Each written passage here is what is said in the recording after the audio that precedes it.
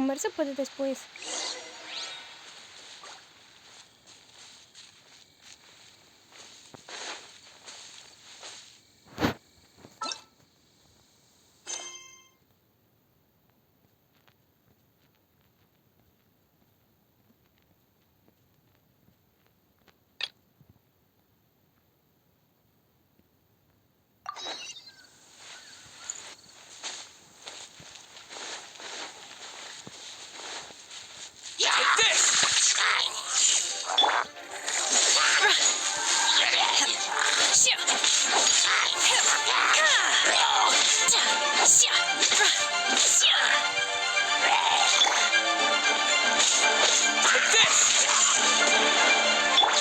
I must leave no stone unturned.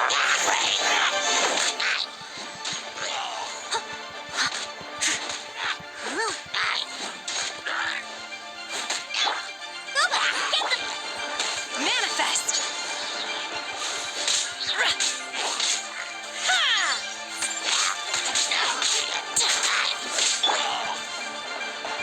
Take this!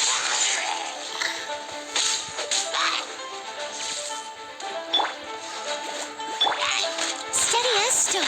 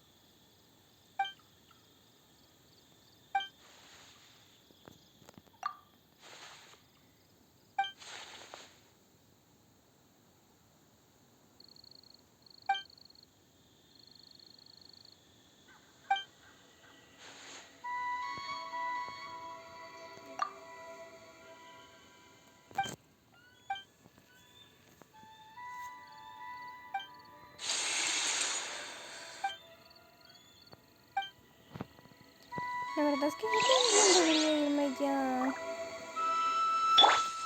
Ya fue. Sí, tengo un poquito de mal, entonces.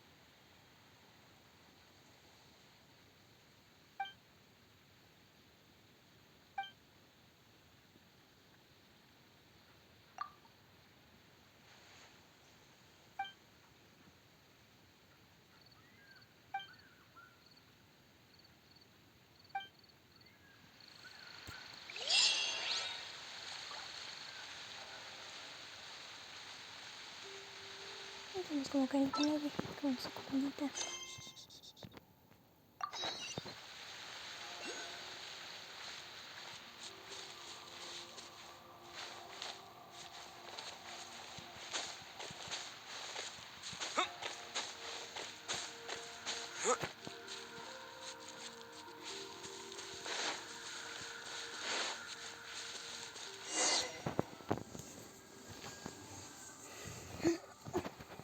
came to Mount Tianeng once with my father as a child. I remember it being such a long climb that I could barely feel my legs by the time we reached the top.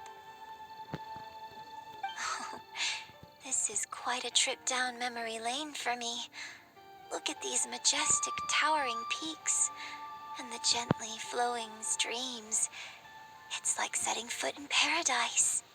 No wonder the legend of the divine damsel of devastation is said to have taken place here. Adepti wander oft where mortals seldom stride. Indeed, this looks like a place that one might expect to be frequented by Adepti. The Divine Damsel of Devastation is your upcoming opera, right? And the story takes place in Mount Tianheng. Huh.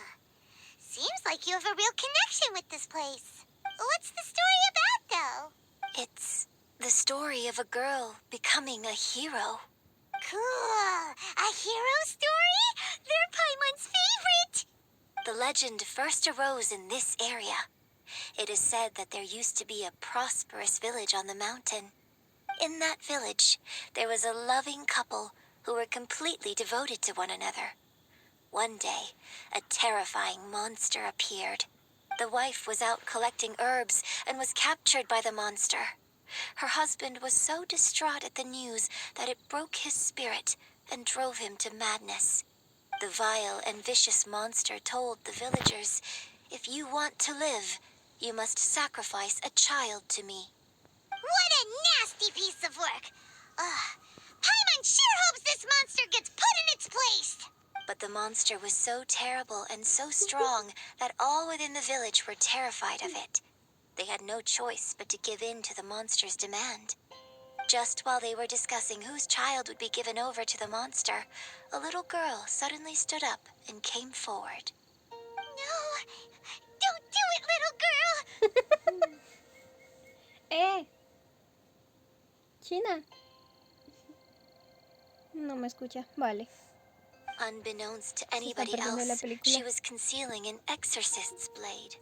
She approached the monster's lair, feigning fear and trepidation. When she finally arrived, she courageously drew her sword and entered into a fierce struggle with the monster, from which she eventually emerged as the victor. Her extraordinary abilities drew the attention of the Adepti, and they took her as one of their own. Her story became the stuff of legends. But alas, the paths of mortals and Adepti seldom cross, and she would never again re-enter the mortal world. And so, destined to grace the mortal realm for but a brief moment, she vanished like a wisp of smoke into thin air. That's how the opera ends. I really like this story. But I personally think that perhaps the little girl was not as brave as the opera makes her out to be. I'm not sure she deserves all the praise she is given. I've never considered that before. Opera is always an interpretation of the events it purports to portray. A certain degree of deviation from the truth is always inevitable. When my father wrote the script for this play, I suppose his intention was to inspire his audience with the character of the divine damsel. I think it's a great story. The ideal story. Well, it sure inspired Paimon. Let's go get ourselves some Star Splinter Iron. Yeah!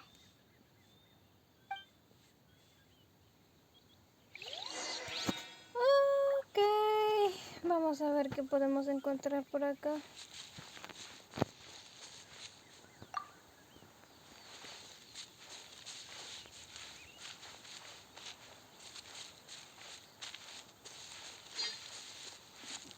¿Qué es eso? Solo es una rama. Ok. Esto. En teoría podría ver qué es lo que estoy buscando, ¿no?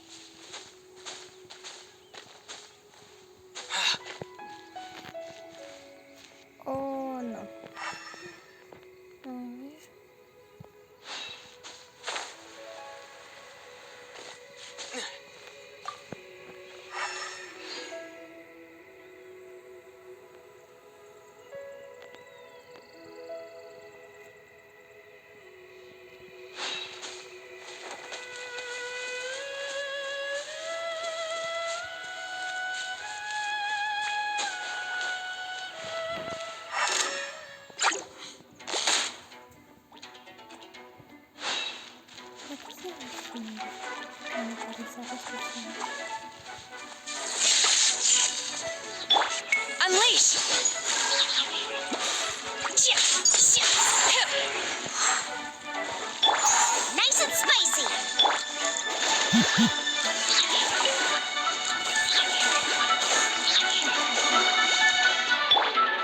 catch up.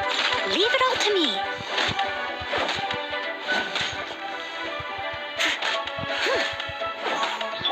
Manifest!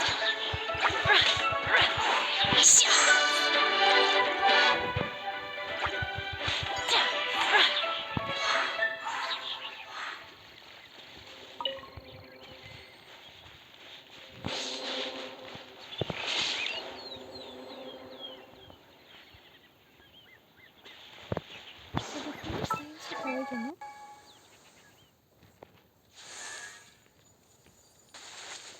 ¿Sí? No sabes. Quizás brille un poco o algo así.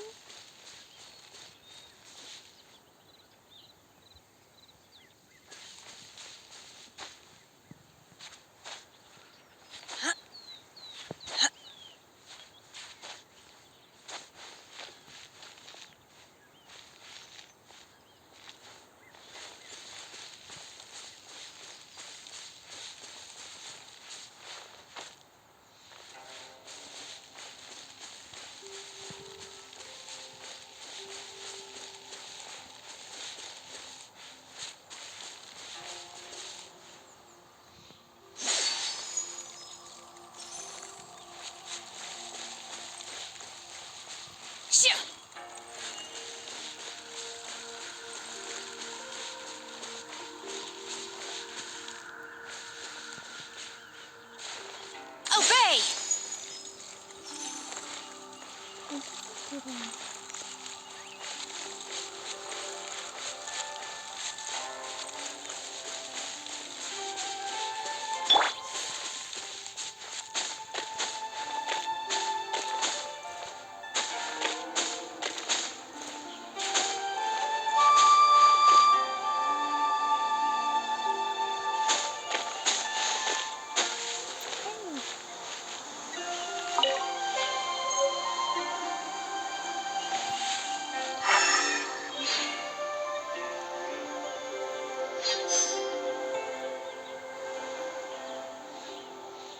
¿Será que solo tengo que poner esto?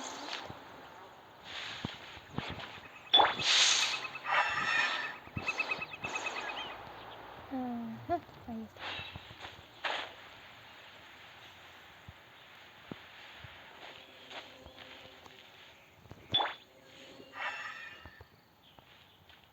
No entiendo.